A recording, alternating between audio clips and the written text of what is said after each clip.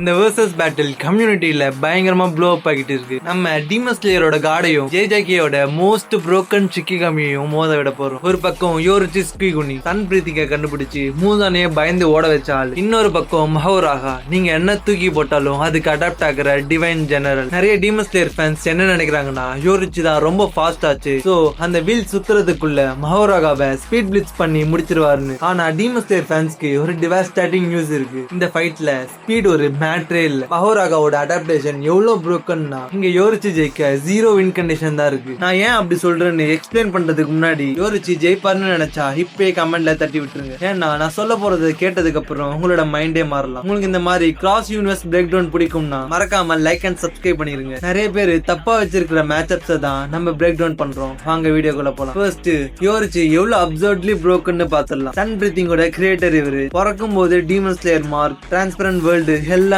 இருந்துச்சு. எனிமிஸோட மசில பார்த்து அவங்களோட மூவ்மெண்ட்ஸை ப்ரெடிக்ட் பண்ணிடுவாரு. அது மட்டும் இல்லாம செல்ஃப்லெஸ் ஸ்டேட்ல இருக்கிறதால இவர் அடுத்த மூவ் என்ன பண்ணுவாருன்றது யாருக்குமே தெரியாது. மூசானியை ஒரே செகண்ட்ல 1500 பீஸா வெட்டினவர். இவரோட ரெட் நிஜ்ரின் பிளேட் ஜெனரேட் பண்ற ஹீட் செல்லுலர் லெவல்ல பர்ன் பண்ணி ரீஜெனரேஷனை ஸ்டாப் பண்ணிடும். மூசானாலேயே 100 வருஷமா இந்த காயத்துல இருந்து மீற முடியல. சோ யோரிச்சோட பிளான் என்னன்னா, தன்னோட காட்டர் ஸ்பீட வச்சு வீல் சுத்துறதுக்குள்ள மஹோராகாவை வெட்டி தள்ளி செல்லுலர் டேமேஜை கொடுத்து பெர்மனண்டா காலி பண்றதுதான். ஆனா டீமன் ஸ்லேயர் ஃபேன்ஸ்க்கு ஒரு பேட் நியூஸ். டைட்டில பார்த்தே உங்களுக்கு தெரிஞ்சிருக்கும். யோரிச்சியோட speed, transparent world, red blade எதுவுமே இந்த ஃபைட்ல மேட்ரே இல்ல. ஏன்னு சொல்றேன் கேளுங்க. இப்போ மஹோராகா கிட்ட வருவோம். அவன் தலையில இருக்கிற தர்ம சக்கரா வீல் தான் மெயின் மேட்டர். அது எல்லா பினாமினாக்கும் அடாப்ட் ஆகும். நிறைய பேருக்கு இது எவ்வளவு பெரிய விஷயம்னு புரியல. மஹோராகா ஒரு அட்டாக் வாங்கினா அந்த வீல் சுத்தும். ஒவ்வொரு ரொட்டேஷனுக்கும் அந்த அட்டாக் ரெசிஸ்டன்ஸ் கிடைக்கும். சுக்குனா கூட நடந்த ஃபைட்லயே பார்த்திருப்போம். சுக்குனா அவனை பாதியா வெட்டிடுவான். பட் ஸ்டில் மஹோராகா எழுந்துச்சு நிப்பான். வீல் சுத்துனதும் மொத்த ஸ்லாஷிங் அட்டாக்ஸ்க்கும் அடாப்ட் ஆகி பாடியில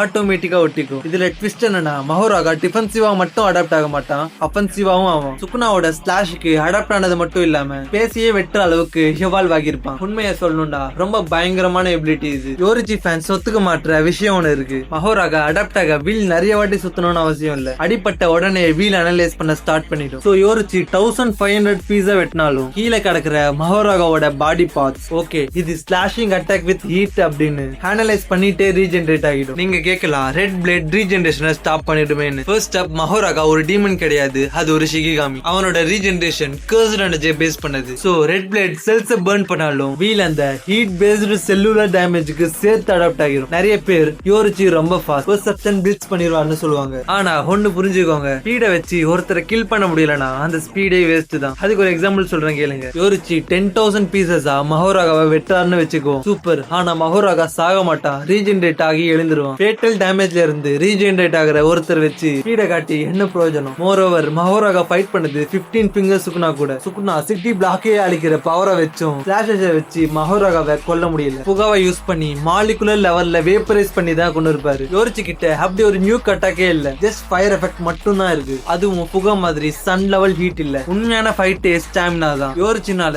மஹோராகாவை பெர்மனண்டா கொல்ல முடியாது. யோரிச்சி ஃபாஸ்டா ஸ்டார்ட் பண்ணுவாரு, 13th ஃபார்ம் எல்லாம் யூஸ் பண்ணுவாரு. ஆனா மஹோராகா ரீஜெனரேட் ஆகிட்டே இருப்பான். ஒரு 2 மினிட்ஸ்க்கு அப்புறம் யோரிச்சி டயர்ட் ஆகிடுவாரு. ஆனா மஹோராகா ஃபுல்லா ஸ்லாஷிங்க்கு அடாப்ட் ஆகிருப்பான். இப்ப யோரிச்சியோட ஸ்வாட் மஹோராகா மேல பட்டா பவுன்ஸ் ஆகும். தென் மஹோராகா ஸ்பேஸ வெட்ட ஸ்வாட வச்சு ஒரே அடி. யோரிச்சியோட கதை தச்சு. ஃபைனலா ஒன்னு சொல்றேன், யோரிச்சி எவ்வளவு ஸ்பீடா இருந்தாலும் மேட்டர் இல்ல. மஹோராகாவை ஜெயிக்கணும்னா molecular level destruction, Fuga, hollow purple மாதிரியான விஷயம் வேணும். அதுவும் இல்லனா எக்ஸிஸ்டன்ஸ் எரேசர் வேணும். பட் அன்பார்ச்சுனேட்லி யோரிச்சி கிட்ட இது எதுவுமே இல்ல. யோரிச்சி டீமன் ஸ்லேயர் யூனிவர்ஸ்ல ஸ்ட்ராங்கஸ்ட் தான். ஆனா ஹேக்ஸ் எபிலிட்டிஸ் இருக்கிற வேற யூனிவர்ஸ் பவர் சிஸ்டம் கூட கம்பேர் பண்றப்போ மேட்ச் ரொம்ப அன்ஃபேர். யோரிச்சி ஒரு one trick pony, but Mahoraga தான் அந்த ட்ரிக்கு ஹார்ட் கவுண்டர். கண்டிப்பா நிறைய டீமன் ஸ்லேயர் ஃபேன்ஸ் அப்செட் ஆகிருப்பீங்க. ரெட் பிளேட் ஒர்க் ஆகணும்னு நினைச்சா கமெண்ட்ல சொல்லுங்க. நானும் ஏதாச்சும் வின் கண்டிஷனை மிஸ் பண்ணிட்டேனான்றதை தெரிஞ்சுக்க ஆசைப்படுறேன். இந்த அனலிஸ்ட் பிடிச்சிருந்தா லைக் அண்ட் சப்ஸ்கிரைப் பண்ணிடுங்க. வேற எந்த 2 பேர்